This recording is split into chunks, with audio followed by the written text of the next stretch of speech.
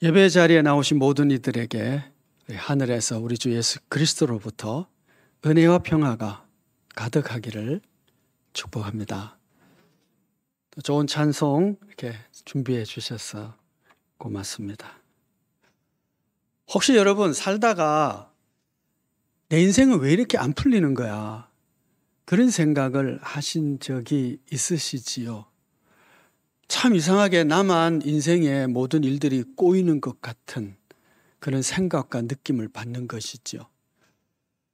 내가 응원하는 팀은 꼭 내가 TV를 보면 지는 거예요. 내가 안 보면 또 이겨. 혹시 그런 적은 없나요? 남들은 주식을 해서 돈을 벌었다는데 그래서 나도 한번 해볼까 했더니 금방 휴지 조각이 되고 말아요. 그래서 부동산을 샀더니 그것도 그냥 형편없는 가격이 되어서 세상에 나만 하면 이렇게 안 되는 거야.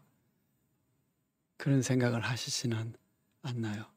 분명히 하나님을 섬기고 기도도 열심히 하고 교회도 섬기는데 일들이 잘 안 풀리는 거예요. 그래 기도 안 하고 대충 사는 사람도 잘 살고 만사형통하는 것 같은데 나는 도대체 하나님이 내 인생을 봐주시는 것 같지를 않아요. 그래서 참 내 인생은 꼬인 인생이다 이렇게 생각하시는 분이 있지는 않나요? 여러분 오늘 본문에 진짜 꼬인 인생을 산 사람을 만나게 됩니다. 사도 바울입니다. 그는 금수저 출신입니다. 태어나면서부터 로마 시민권을 가졌으니 대단한 집안이죠. 그런데 그는 지적인 능력도 탁월해서 일찍이 예루살렘에 유학을 가서 가말리엘 문화의 훌륭한 젊은 랍비로 훈련을 받습니다. 요즘으로 한다면 아마 똑똑하고 공부 잘해서 스카이 대학 좀 갔다고 할 수 있을 것입니다. 그는 신앙적인 열정도 있어가지고 정말 열심히 자신이 믿는 신앙에 열성을 다 바쳤는데 대제사장이 그를 인정해서 그에게 임무를 맡기고 공문을 줄 정도로 그는 신뢰받는 자신의 종교의 신앙인이기도 했습니다. 그런데 딱 예수님 만나기 전까지입니다. 예수님을 만나고 난 이후에 그의 인생이 참으로 꼬이기 시작하는데 하나님께서 그에게 너는 나를 위하여 택한 이방인을 위한 전도자 그렇게 사역의 부름을 받았음에도 불구하고 아라비아에서 한 3년간 수련을 받고 그러고 나서도 아무런 부름이 없어서 고향 땅에 가서 거기서 집거하며 지냅니다. 아마 동네 사람들이 다 수군거렸을 것 같아요. 아니 저 똑똑한 바울이 왜 저렇게 됐지? 고향 땅에서 뭐 하는 거야? 저러려고 예루살렘에서 공부한 거야? 뭐 그렇게 수군거렸을지도 모릅니다.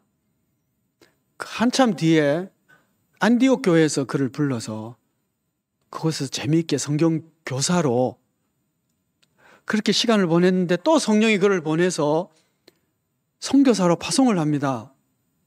그리고 그 자신의 표현에 의하면 강도의 위협과 길의 위협과 강과 바다의 위협과 동족의 위협과 이방인의 위협을 받아서 매를 맞고 죽을 뻔한 여행을 하고 그렇게 고생을 합니다. 그리고 또 하나님이 너 로마 보아야 된다.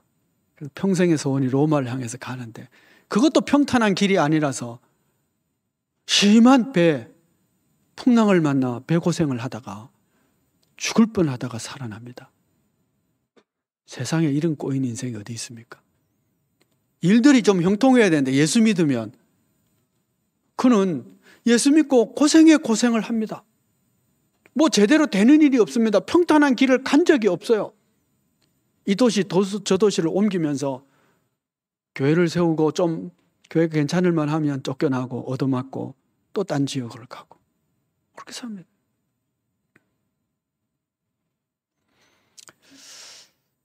그래서 우리가 여기서 다시 한번 생각하게 됩니다.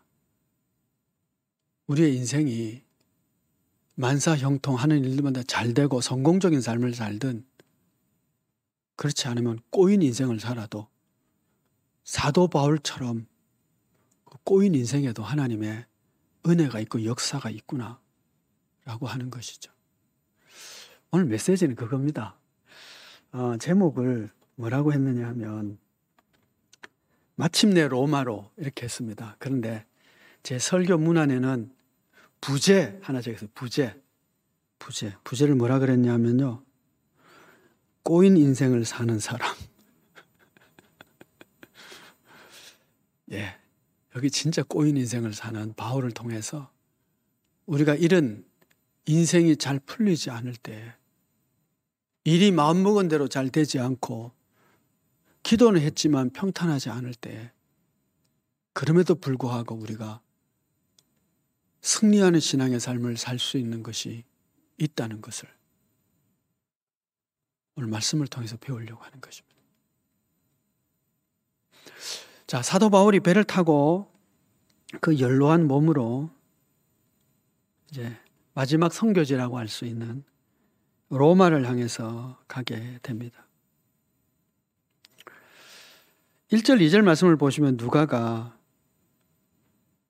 그와 함께 가는 사람들의 일행을 쭉 기록하고 있습니다. 물론 이제 중요한 사람만 쓴 것이죠. 우리가 그랬으니까, 우리라고 하니까 이 글을 쓴 누가가 포함되겠죠. 누가와 바울이 있고요. 또 다른 제수 몇 사람을 보니까 아마 로마의 로마 시민들이 뭐 구경을 삼아 하던 뭐 격투기 뭐 이런 거 있잖아요. 거기에 죄인들을 끌고 가서 서로 싸움 붙이고 하는, 아마 그런 데에 공급하기 위한 죄인이지 않았을까 하는 생각을 합니다. 이런 죄인들과, 그리고 백부장 율리오, 그 백부장이니까 로마 군인 100명을 지휘하는 지휘관이거든요. 그러니까 이 로마의 율리오라고 하는 백부장과 또 그와 함께하는 다수의 군인들, 아마 수십 명에서 뭐 한 100명까지 됐을지도 모르지만 군인들이 있습니다. 그리고 마게도냐의 데살로니가 사람 아리스다고도 함께했다, 이렇게 말씀합니다. 이 사람들만 있는 것이 아니고 처음에는 이제 아시아 각지로 가는 사람들이 함께 탔을 것이고, 그 다음에 로마로 가는 사람이 알렉산드리아에서 출발한 배를 또 탔겠죠. 이런 사람들 함께 배를 타고 갑니다. 자, 바울의 이 마지막 선교의 여행이 참 험악한 뱃길이었는데 이 뱃길에 함께한 사람들이 있는 것이죠. 그리고 이 바울과 함께한 사람들이 무엇을 보았을까요? 이들은 참으로 우연히, 그렇죠? 정말 우연히 바울의 동행이 돼서 배를 탔습니다. 그런데 하나님의 사람인 바울이 그 배에 탐으로 말미암아 대단히 놀라운 일을 경험하게 됩니다. 먼저는 죽을 뻔했는데 살아나는 경험을 하고요. 아마 바울이 없었으면 그를 죽었을지도 모릅니다. 10중 8구는 죽었을 거예요. 살아나는 경험을 하죠. 그래가지고 이제 겨우 구출을 받아 섬에 도착을 했는데 바울이 불을 이렇게 지피다가 독사에 물리게 되죠. 그런데 아무런 해가 없는 거예요. 독사에게 물렸는데. 그러니까 이 사람들이 얼마나 놀라웠겠어, 그렇죠? 야, 이 사람이 도대체 뭐야? 이랬을 것 같아요. 아니 그 전날만 해도 그랬잖아요. 배를 타고 이제는 뭐 살 소망이 없는데 이 바울이 딱 일어나서, 아, 내가 섬기는 하나님이 어제 꿈에 환상 가운데 나타나서 당신들 가운데 아무도 죽지 않고 이제 섬에 도달해서 생명을 구원받을 것이라 했으니 염려하지 말고 이제 힘을 내서 음식을 먹으라고. 그랬거든요. 근데 정말 그렇게 구원을 받았거든요. 그런데 독사가 물었는데 괜찮은 거예요. 그럼 얼마나 놀라웠겠어요. 도대체 이 사람이 뭐야? 그랬을 것 같아요.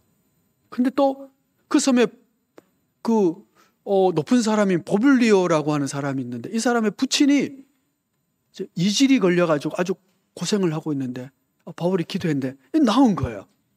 그뿐만 아니라 환자들을 치유하는 그런 능력이 바울에게 나타나는 거죠.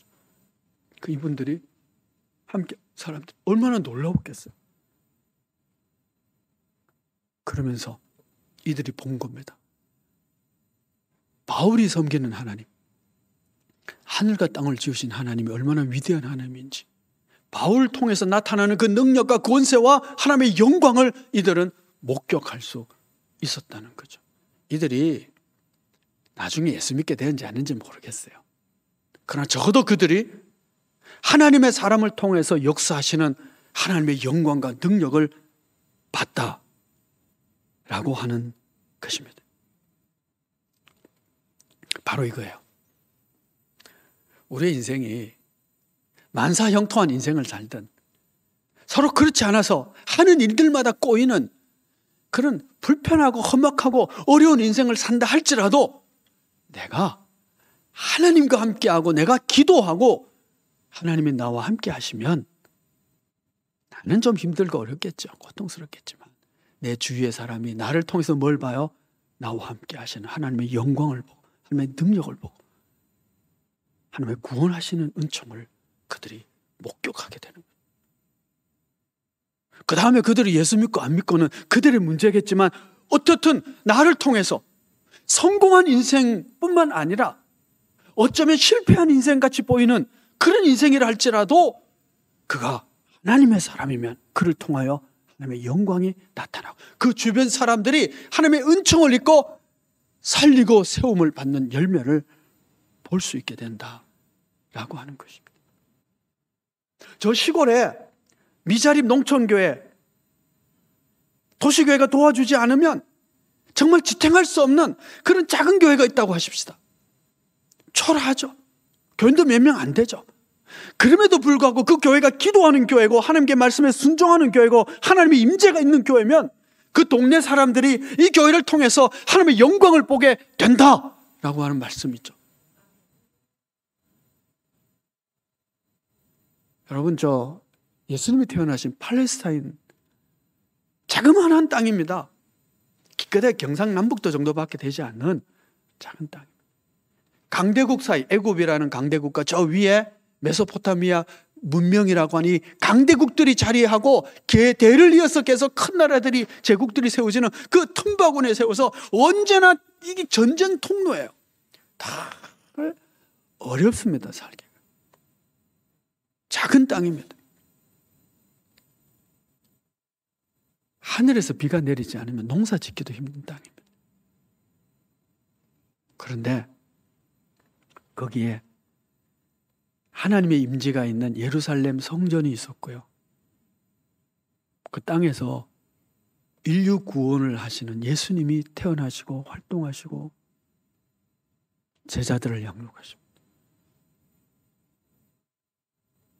이 세상의 역사와 이 세상의 눈으로 보면 형편없는 땅이죠. 작은 땅이죠. 그런데 인류 역사를 변화시키고 인류를 구원하는 구세주가 거기서 태어나요.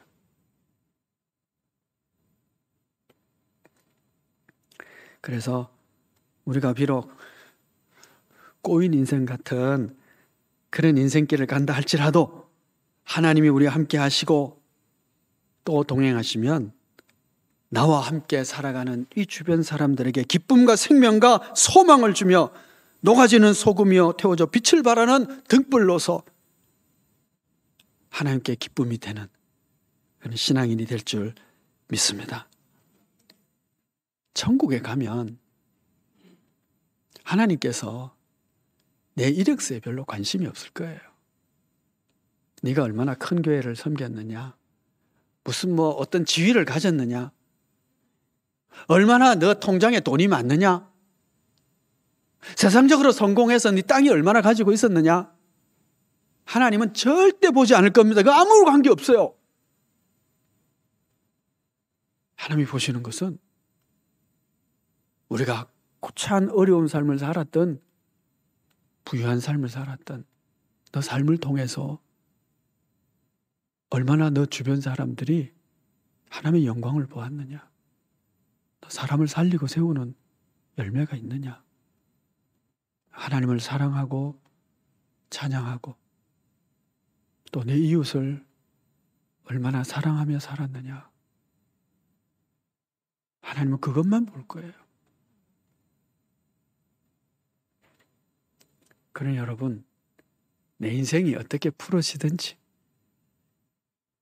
쉴만한 물가에서 시냇가에 심은 나무처럼 그렇게 살든 사망의 음침한 골짜기를 걸어가든 내 몸은 힘들고 내 삶은 고달프겠지만 하나님이 보시는 것은 그럼에도 불구하고 내가 하나님의 은혜와 영광을 드러내고 있는 하나님 그거 보실 겁니다. 그러니 여러분 우리의 관심을 조금만 바꿉시다. 야, 나는 뭐 사는 게 너무 힘들어. 그쪽에서 조금 더 하나님이 나와 함께 하시니 내 사는 건 힘들어도 하나님은 나를 통해서 증인되게 하시고 역사하신다. 그렇게 하나님 내 삶을 통해서 역사하시기를 원합니다. 내가 시골에 살아도 연약해도 부족해도 하나님 나를 통해서 하나님의 생명의 역사를 이루십시오. 그렇게 기도하는, 그렇게 바라는, 소망하는 그런 우리 믿음이 되어야 될 줄 믿습니다. 여러분 이 긴 세월을 복음을 위해서 살고 이제 노인네가 돼서 마지막 선교지를 가는데 좀 하나님께서 평안하게 가실 수 있도록 배려할 수 있잖아, 그렇죠? 우리 하나님이 바다와 하늘을 지으시고 통치하시는 하나님인데 이 사도 바울을 끝까지 이렇게 험악하게 만드시는 걸 보면 참 하나님도 참 이상한 하나님이신 것 같아요. 그동안 고생했으면 마지막 로마를 향해서 갈 때는 좀 편안하게 갈 수 있도록 해야 될 텐데 오늘 본문 말씀을 보시면 4절 말씀에 또 거기서 우리가 떠나가다가 맞바람을 피하여 구부로 해안을 의지하여 항해하여 맞바람을 받는 거예요. 그러니 배 타고 고생하면서 가는 겁니다. 그 바람 피해 가려고 대륙을 이렇게 붙어서 가는 거죠. 그래서 여러분 혹시 로마를 가는 바울의 그 지도 이렇게 보시면은 가이사랴에서 출발해서 시돈 갔다가 이렇게 해안길로 해안 바닷길로 이렇게 노선이 이렇게 그려져 있는 거 볼 겁니다. 그리고 이제 크레타섬 밑으로 이렇게 또 내려가는 북쪽에서는 바람을 겨울 바람이니까 북에서 내는 바람을 좀 덜 받기 위해서 이렇게 가는 겁니다. 근데 처음에 맞바람 이거는 조금 이해가 돼요. 어떤 분이 해석을 하기를 이게 맞바람이 부를 만한 바람에 이 가이사라에서 그냥 식통으로 이렇게 크레타로 섬으로 성경 그레데라고 하는데 그렇게 가지 않고 이제 구브로섬 북쪽으로 이렇게 가게 함으로 말미암아 뭐냐 하면 그쪽 땅에 바울의 고향인 다소도 있고 또 그가 개척했던 교회들이 쭉 있거든요. 그러니까 이렇게 마지막 이제 다시는 돌아오지 못하니까 하나님이 그 고향 땅도 보고 또 처음에 전도지들도 이렇게 바라보면서 이렇게 가게 하나님이 배려하셨다라고 해석을 하더라고, 이 맞바람을. 근데 좋아요. 거기까지는 좋아. 그런데 크레테 섬에서는 이거 도대체 왜 이러는 거예요? 예? 그 겨울 바다에 그 험악하게 항해를 하게. 그렇죠? 그럼 배멀미 하면 얼마나 힘들어, 그렇죠? 해보셨어요? 저는요 울릉도를 아직 가본 적이 없어요. 왜냐하면 배멀미가 싫어가지고. 그거 너무 멀 것 같아. 너무 힘들어가지고 나중에 이제 비행기가 뜨면 가볼 생각이 좀 있긴 해요. 근데 가시더라고요. 예전에 제가 한번 저기 이제 한 10년도 훨씬 넘었습니다만 오키나와에 사역하러 갔다가 그럼 그때는 직항이 없었기 때문에 후쿠오카를 와서 후쿠오카에서 배 타고 넘어왔어요. 후쿠오카에서. 근데 그날따라 좀 바람도 불고 이래서 뭐 배가 뜨니 안 뜨니 막 그랬어요. 그냥 비행기 타고 왔으면 됐을 텐데. 걔도 예약했다고 배를 탄 거예요. 근데 이 현해탄이요 원래 바람 없을 때도 파도가 많거든요.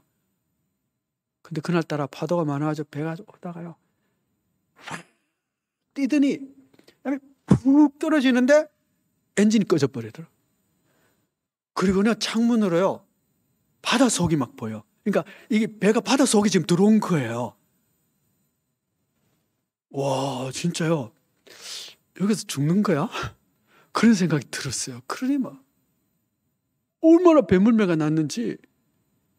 그리고 다시는 배 타고 일본을 가지 않기로. 그럼 지금도 안 갑니다. 그렇게는 안 가요. 네. 할 수 없이 누가 대마도 가자 해서 그건 할 수 없이 배 타고 가긴 간 적이 있습니다. 안 가겠죠. 와, 배멀미 힘들어요. 근데 여러분, 하나님이 아니 사도 바울이 이 노년에 마지막 선교지를 향해서 가는데 좀 평안할 때, 봄바람 불 때 남풍이 불어서 살랑살랑 그럴 때 좀 가게 하든지, 아니면 아니 북풍 불 때 가더라도 보호해 주셔가지고, 아니면 태풍의 핵을 거기에만 딱 보내가지고 그냥 편안하게 이렇게 갈 수 있게 하든지 능히 하실 수 있잖아, 그렇죠? 하나님 그렇게 안 하지. 왜 그랬을까요? 그건 저도 몰라요. 아무리 연구해봐도 모르겠어요. 여러분, 우리 인생에 그럴 때가 참 많잖아요.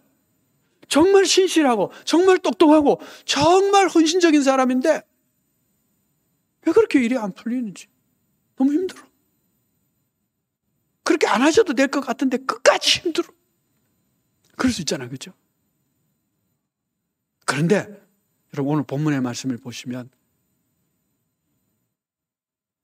그나마 하나 우리가 볼 수 있는 것이 있어요.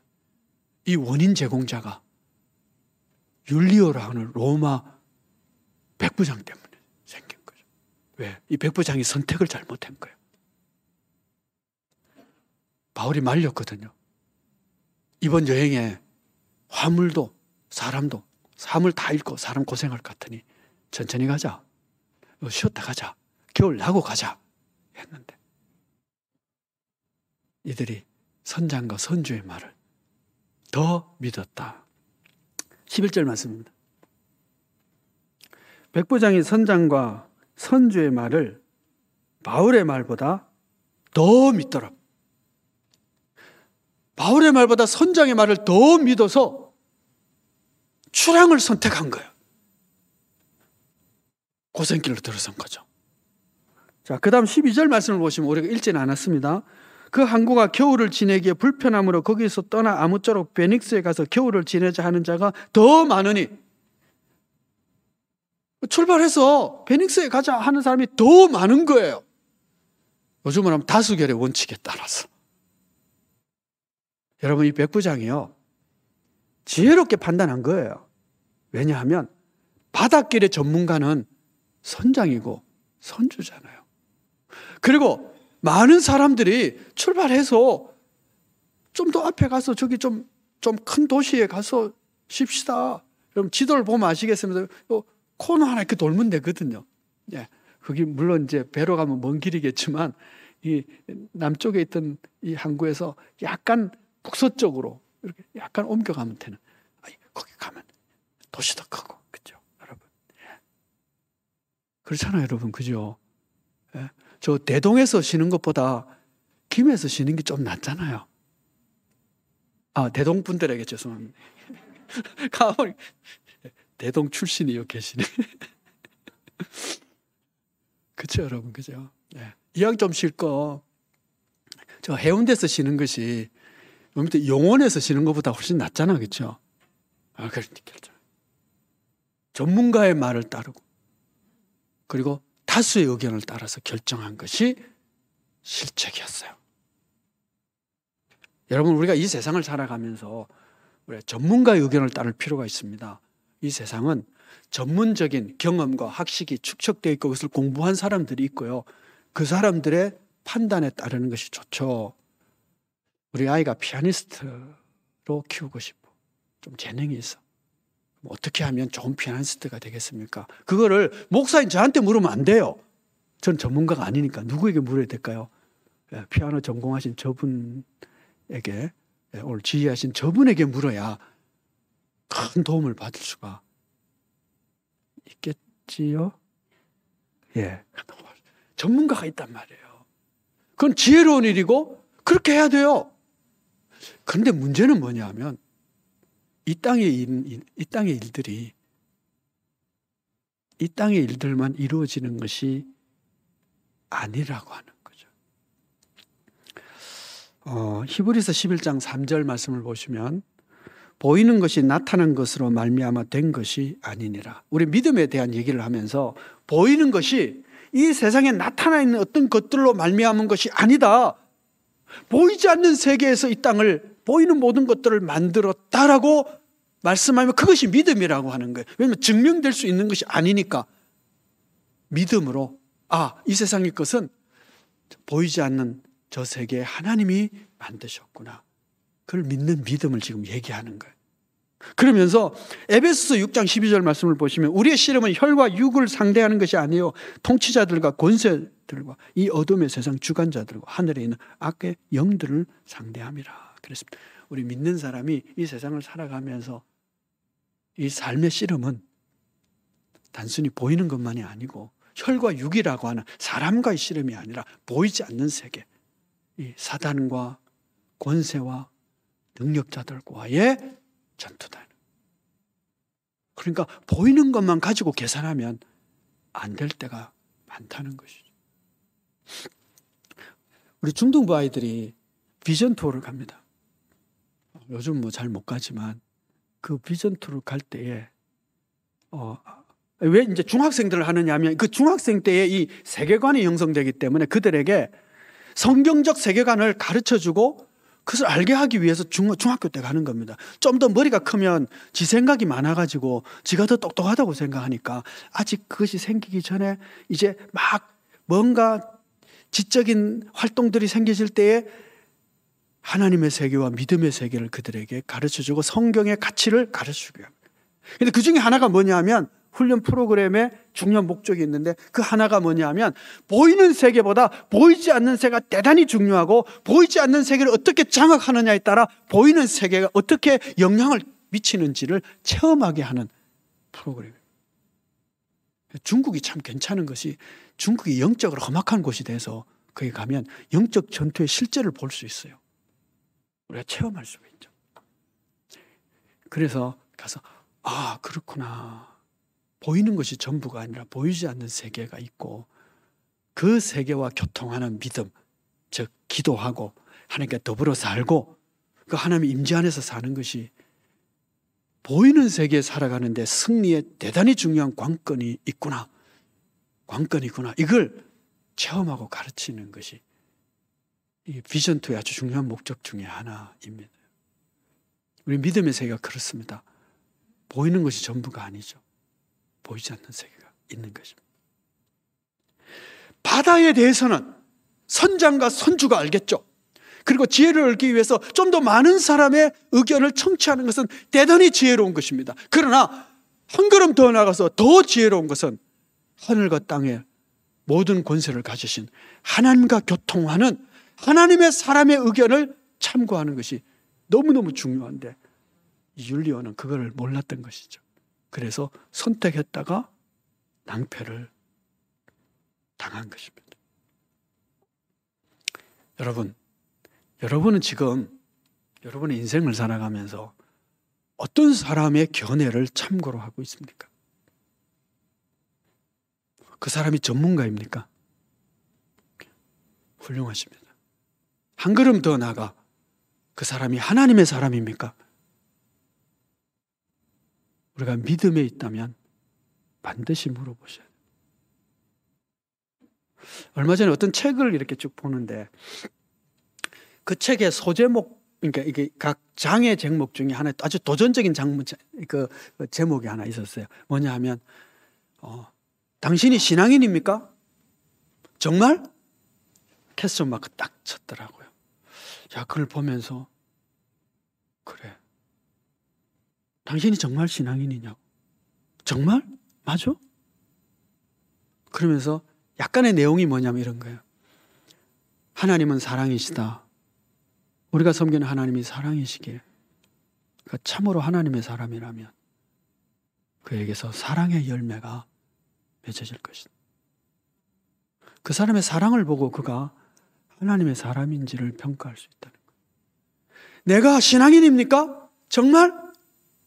정말 내가 사랑의 하나님을 섬기고 있다면 내게서 그 사랑이 나와야 돼요.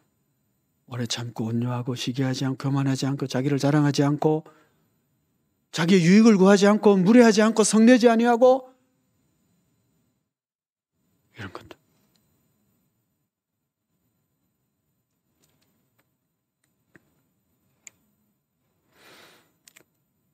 누군가를 믿고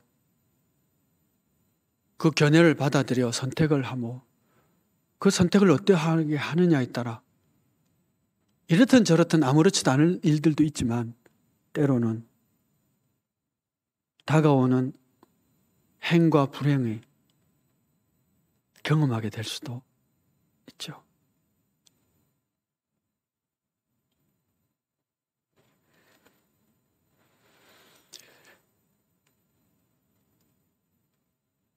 언젠가 라디오에서 이런 멘트가 나왔어요. 제가 무릎을 탁 쳤어요. 참 그렇지. 이런 얘기예요.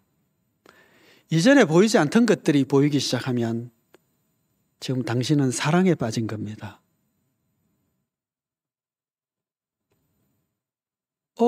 이해가 되실 것 같은데요?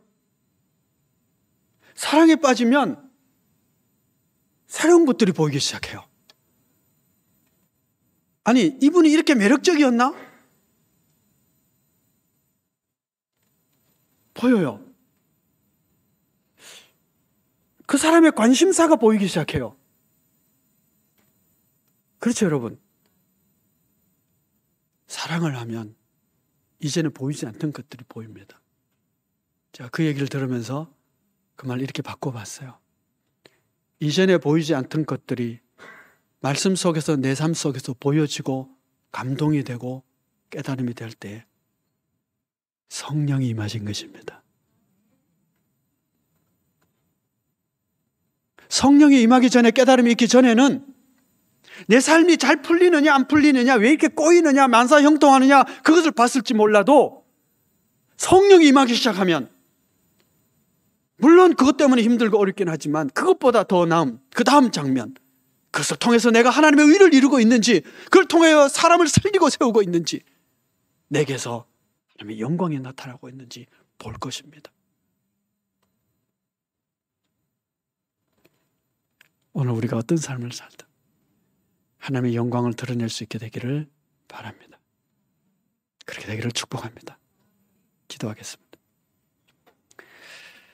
은혜로우신 아버지 하나님, 바울이 참 험악한 백기를 갔지만 그러나 그로 인하여 백부장과 군인들과 뱃사람들과 함께하는 여러 사람들에게 하나님의 사람의 그 어떠함을 보여줄 수 있었고, 그가 섬기는 하나님이 얼마나 위대한지를 드러내 보임으로 영광을 드러낸 것처럼, 주님, 오늘도 우리가 어떤 삶을 살든 또 우리 앞에 어떤 일을 만나든 하나님의 영광을 드러낼 수 있는 하나님의 사람이 되게 하여 주옵소서. 또한 우리가 매 순간순간마다 어떤 일을 선택하고 결정하고 따를 때에 하나님의 사람을 바라볼 수 있게 하시고, 또 우리가 하나님의 사람이 되어서 하나님이 기뻐하시는 길을 선택할 수 있는 지혜를 더하여 주옵소서. 예수 그리스도의 이름으로 기도하옵나이다. 아멘. 찬송가 445장 함께 찬송하겠습니다.